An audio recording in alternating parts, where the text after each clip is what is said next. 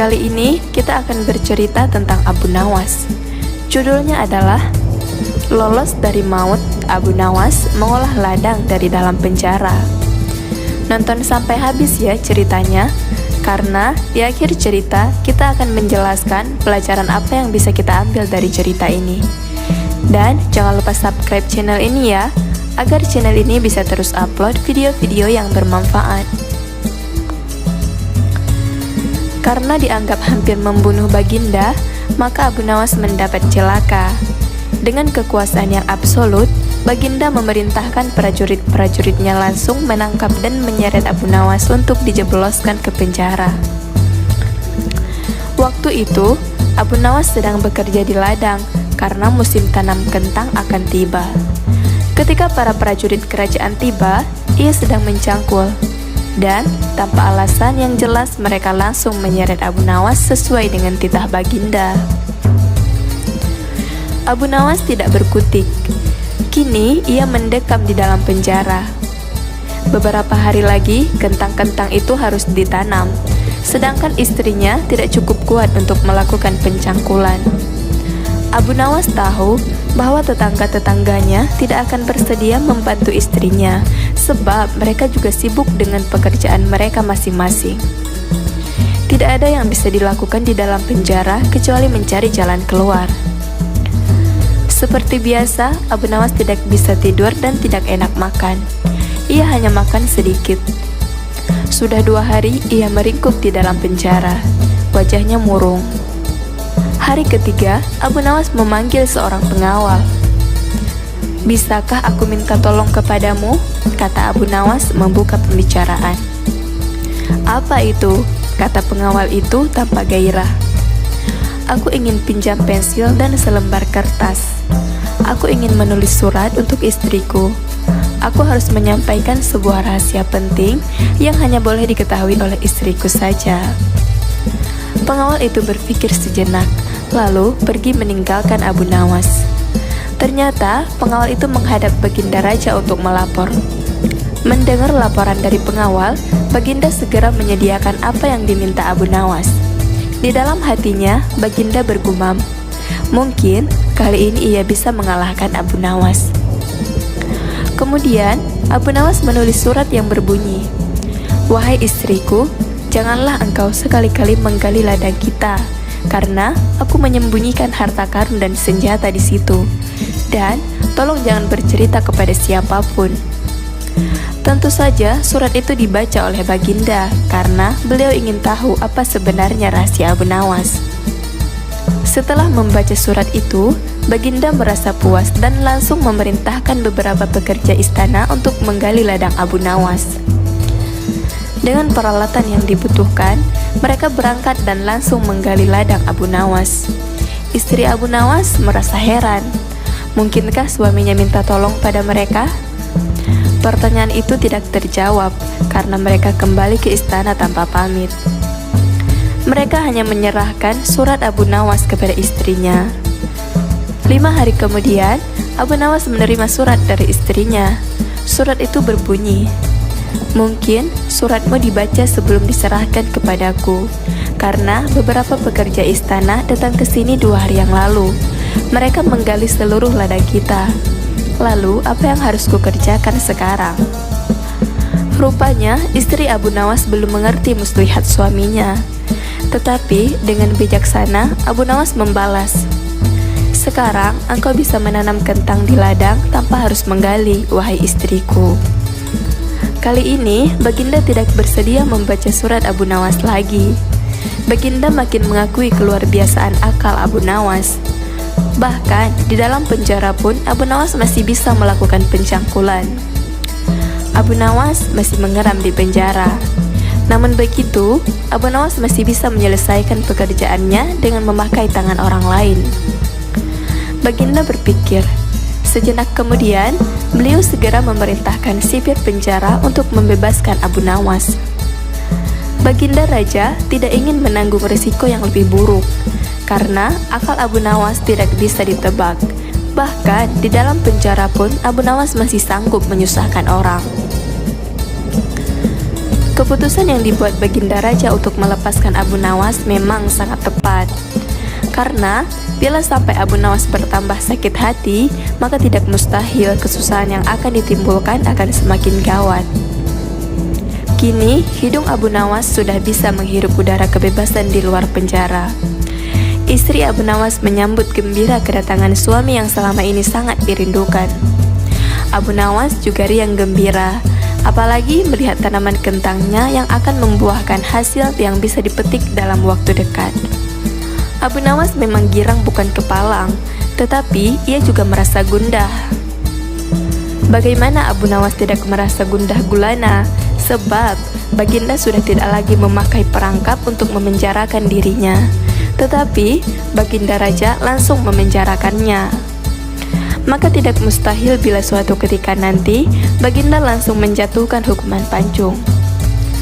Abu Nawas yakin bahwa saat ini Baginda pasti sedang merencanakan sesuatu. Abu Nawas menyiapkan payung untuk menyambut hujan yang akan diciptakan Baginda Raja. Pada hari itu, Abu Nawas mengumumkan dirinya sebagai ahli nujum atau tukang ramal nasib. Sejak membuka praktik ramal-beramal nasib, Abu Nawas sering mendapat panggilan dari orang-orang terkenal. Kini, Abu Nawas tidak saja dikenal sebagai orang yang handal dalam menciptakan gelak tawa, tetapi juga sebagai ahli ramal yang jitu. Mendengar Abu Nawas mendadak menjadi ahli ramal, maka Baginda Raja Harun ar-Rasyid merasa khawatir. Baginda curiga, jangan-jangan Abu Nawas bisa membahayakan kerajaan. Maka, tanpa pikir panjang, Abu Nawas pun ditangkap. Abu Nawas sejak semula yakin Baginda Raja kali ini berniat akan menghabisi riwayatnya. Tetapi Abu Nawas tidak begitu merasa gentar. Mungkin Abu Nawas sudah mempersiapkan tameng. Setelah beberapa hari meringkuk di dalam penjara, Abu Nawas digiring menuju tempat kematian. Tukang penggal kepala sudah menunggu dengan pedang yang baru diasah.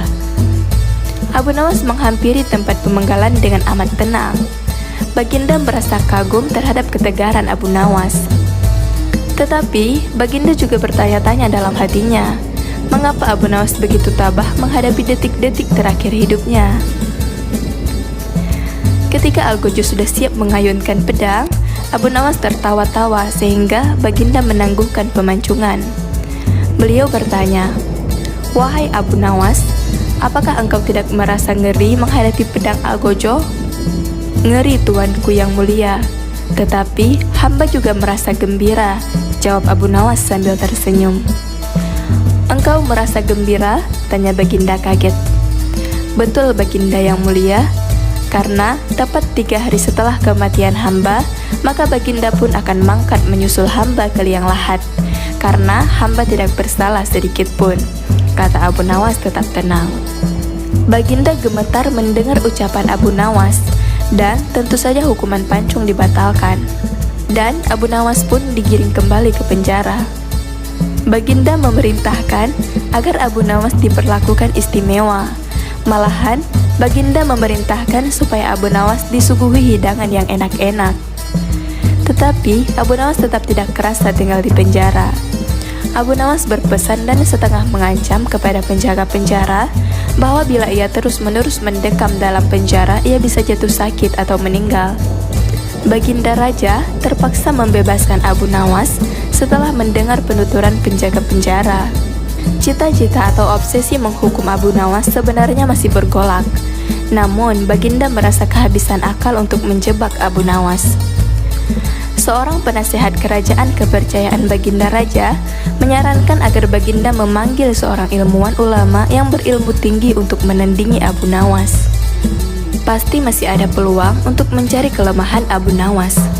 Menjebak pencuri harus dengan pencuri, dan ulama dengan ulama. Baginda menerima usul yang cemerlang itu dengan hati bulat. Setelah ulama yang berilmu tinggi berhasil ditemukan, maka Baginda Raja menanyakan cara terbaik mencerat Abu Nawas. Ulama itu memberitahu cara-cara yang paling jitu kepada Baginda Raja. Baginda Raja manggut-manggut setuju. Wajah Baginda tidak lagi murung. Apalagi ulama itu menegaskan bahwa ramalan Abu Nawas tentang takdir kematian Baginda Raja sama sekali tidak mempunyai dasar yang kuat. Tiada seorang pun manusia yang tahu kapan dan di bumi mana ia akan mati, apalagi tentang ajal orang lain. Ulama andalan Baginda Raja mulai mengadakan persiapan seperlunya untuk memberikan pukulan fatal bagi Abu Nawas. Siasat pun dijalankan sesuai rencana. Abu Nawas terjerembab ke lubang siasat sang ulama. Abu Nawas melakukan kesalahan yang bisa menghantarnya ke tiang gantungan atau tempat pemanjungan. Benarlah peribahasa yang berbunyi, sepandai-pandai tupai melompat, pasti suatu saat akan terpeleset. Kini, Abu Nawas benar-benar mati kutu. Sebentar lagi, ia akan dihukum mati karena jebakan sang ilmuwan ulama. Benarkah Abu Nawas sudah keok? Kita lihat saja nanti. Banyak orang yang merasa simpati atas nasib Abu Nawas, terutama orang-orang miskin dan tertindas yang pernah ditolongnya. Namun, derai air mata para pecinta dan pengagum Abu Nawas tidak akan mampu menghentikan hukuman mati yang akan dijatuhkan. Baginda Raja Harun Ar-Rasyid benar-benar menikmati kemenangannya. Belum pernah Baginda terlihat seriang sekarang. Keyakinan orang banyak bertambah mantap. Hanya satu orang yang tetap tidak yakin bahwa hidup Abu Nawas akan berakhir setragis itu, yaitu istri Abu Nawas. Bukankah Allah Azza wa Jalla lebih dekat daripada urat leher? Tidak ada yang tidak mungkin bagi Allah yang maha gagah. Dan kematian adalah mutlak urusannya. Semakin dekat hukuman mati bagi Abu Nawas, orang banyak semakin resah. Tetapi bagi Abu Nawas malah sebaliknya.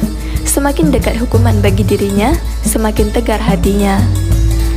Baginda Raja tahu bahwa ketenangan yang ditampilkan Abu Nawas hanyalah merupakan bagian dari tipu dayanya. Tetapi Baginda Raja telah bersumpah pada diri sendiri bahwa beliau tidak akan terkecoh untuk kedua kalinya. Sebaliknya, Abu Nawas juga yakin selama nyawa masih melekat, maka harapan akan terus menyertainya. Tuhan tidak mungkin menciptakan alam semesta ini tanpa ditaburi harapan-harapan yang menjanjikan, bahkan dalam keadaan yang bagaimanapun gawatnya. Keyakinan seperti inilah yang tidak dimiliki oleh Baginda Raja dan ulama itu. Seketika suasana menjadi hening. Sewaktu Baginda Raja memberi sambutan singkat tentang akan dilaksanakan hukuman mati atas diri terpidana mati Abu Nawas, kemudian tanpa memperpanjang waktu lagi, Baginda Raja menanyakan permintaan terakhir Abu Nawas. Dan permintaan inilah yang paling dinanti-nantikan Abu Nawas. Adakah permintaan yang terakhir? Tanya Baginda Raja. Ada, Paduka yang mulia, jawab Abu Nawas singkat. Sebutkan, kata Baginda. Sudilah kiranya hamba diperkenankan memilih hukuman mati yang hamba anggap cocok, wahai Baginda yang mulia, pinta Abu Nawas. Baiklah, kata Baginda menyetujui permintaan Abu Nawas. Paduka yang mulia, yang hamba pinta adalah bila pilihan hamba benar, hamba bersedia dihukum pancung. Tetapi jika pilihan hamba dianggap salah, maka hamba dihukum gantung saja, kata Abu Nawas memohon. Engkau memang orang yang aneh. Dalam saat-saat yang amat genting pun, engkau masih sempat bersenda gurau. Tetapi ketahuilah, bagiku segala tipu muslihatmu hari ini tidak akan bisa membawamu kemana-mana, kata Baginda sambil tertawa. Hamba tidak bersenda gurau, Paduka yang mulia, kata Abu Nawas bersungguh-sungguh. Baginda makin terpingkal-pingkal. Belum selesai Baginda Raja tertawa-tawa, Abu Nawas berteriak dengan nyaring, hamba minta dihukum pancung. Semua yang hadir kaget. Orang banyak belum mengerti mengapa Abu Nawas membuat keputusan begitu. Tetapi kecerdasan otak Baginda Raja menangkap sesuatu yang lain, sehingga tawa Baginda yang semula berderai-derai mendadak terhenti. Kening Baginda berkenyit mendengar ucapan Abu Nawas. Baginda Raja tidak berani menarik kata-katanya karena disaksikan oleh ribuan rakyatnya. Beliau sudah terlanjur mengabulkan Abu Nawas menentukan hukuman mati yang paling cocok untuk dirinya. Kini, kesempatan Abu Nawas membela diri. Baginda yang mulia, hamba tadi mengatakan bahwa hamba akan dihukum pancung. Kalau pilihan hamba benar, maka hamba dihukum gantung. Tetapi, di manakah letak kesalahan pilihan hamba sehingga hamba harus dihukum gantung? Padahal, hamba telah memilih hukuman pancung. Olah kata Abu Nawas memaksa Baginda Raja dan ulama itu tercengang. Benar-benar luar biasa otak Abu Nawas ini. Rasanya tidak ada lagi manusia pintar selain Abu Nawas di negeri Baghdad ini. Abu Nawas, aku mengampunimu, tetapi sekarang jawablah pertanyaanku ini. Berapa banyakkah bintang di langit? Tanya Baginda Raja. Oh, gampang sekali tuanku, jawab Abu Nawas. Iya, tapi berapa? 100 juta? 100 miliar? Tanya Baginda. Bukan tuanku, cuma sebanyak pasir di pantai, jawab Abu Nawas. Kau ini, bagaimana bisa orang menghitung pasir di pantai? Jawab Baginda Raja. Bagaimana pula orang bisa menghitung bintang di langit? Kata Abu Nawas. Baginda tertawa ngakak. Kau memang penggeli hati, kata Baginda. Kau adalah pelipur laraku. Abu Nawas, mulai sekarang jangan segan-segan, sering-seringlah datang ke istanaku. Aku ingin selalu mendengar lelucon-leluconmu yang baru, kata Baginda. Siap Baginda, jawab Abu Nawas. Dari cerita ini dapat diambil pelajaran bahwa jika ajal belum menghampiri, maka tidak ada seorang pun yang bisa membunuh seseorang yang lain. Sesuatu yang bernyawa tidak akan mati melainkan dengan izin Allah, sebagai ketetapan yang telah ditentukan waktunya. Barang siapa menghendaki pahala dunia, niscaya kami berikan kepadanya pahala dunia itu. Dan barang siapa menghendaki pahala akhirat, kami berikan pula kepadanya pahala akhirat itu. Dan kami akan memberi balasan kepada orang-orang yang bersyukur. Al-Quran Surah Ali Imran ayat 145. Sedang tidak boleh bagi seorang muslim menghadapkan dirinya pada kerusakan dan tidak boleh melangkahkan kakinya pada kematian. Berbeda antara orang yang taat pada Allah sehingga kehendak Allah terjadi padanya, dengan orang yang menentang Allah kemudian lari dari ketetapannya.